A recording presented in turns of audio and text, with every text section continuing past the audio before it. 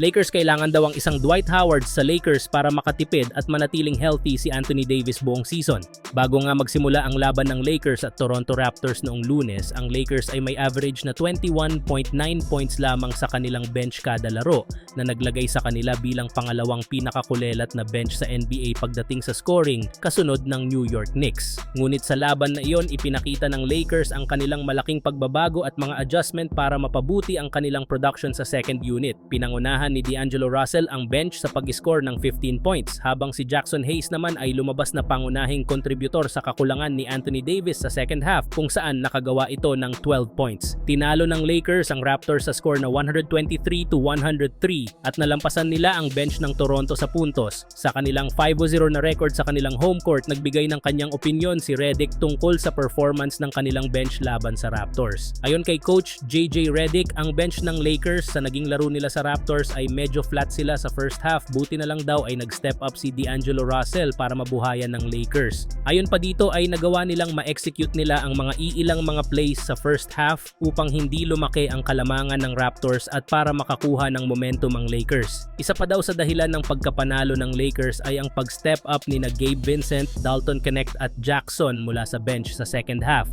Hindi nakapagtataka na ang paglipat ni Russell sa bench at si Cam Reddish ang pumalit sa starters ay nagbigay ng bagong lakas sa scoring ng bench. Simula nang gawin ang pagbabago matapos ang hindi magandang performance sa road trip, ang bench ng Lakers ay nag-average na ng 36 points kada laro. At nasa forma na muli si Russell na ngayon ay maganda na ang pinapakita na may nag-a-average ng 16.5 points sa pagiging bench players kumpara sa 12 points noong starter pa siya. Bukod kay Russell, nagpakitang gilas din si Dalton Knecht na may 2 out of 4 shooting mula sa field at may positibong impact naman si Gabe Vincent. At marami talagang nakapansin sa maganda nilalaro ni Jackson Hayes bukod sa may naitutulong ito sa opensa sa kanyang mga offensive rebounds at mga puntos na nanggagaling sa kanilang lob pass.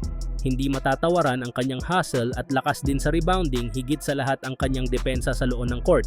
Mas nakita nga ang improvement nito sa depensa nung siya ang naging primary center nang nawala si Davis dahil sa injury. Kaya ayon sa mga eksperto, pwede nga daw si Hayes ilagay sa starting center at pabalikin si Davis sa power forward upang makaiwas ito sa mga injury at manatiling healthy buong season.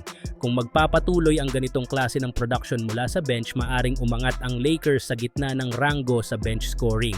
Samantala kahapon nga ay umugong ang balita na gagawa ang Los Angeles Lakers ng trade bago matapos ang trade deadline sa Pebrero. Ayon sa mga ulat, target ng Lakers sina Jonas Valanciunas ng New Orleans Pelicans at Brook Lopez ng Milwaukee Bucks kapalit si D'Angelo Russell at ilang draft picks. Ang layunin ng Lakers ay mapalakas ang kanilang frontcourt at makakuha ng mas matibay na presensya sa ilalim ng basket. Subalit maraming eksperto at taga-suporta ng Lakers ang naniniwala na mas mainam na ibalik na lang ang kanilang former center na si Dwight Howard. Ayon sa kanila, kung depensa at hustle ang pag-uusapan, walang-wala raw sina Valanciunas at Lopez kumpara kay Howard. Sa katunayan, sa kanilang opinyon, mas makakatipid ang Lakers kung si Howard ang pipiliin dahil mas mababa ang kanyang sweldo at maaari pa silang makakuha ng isa pang mahusay na role player sa trade.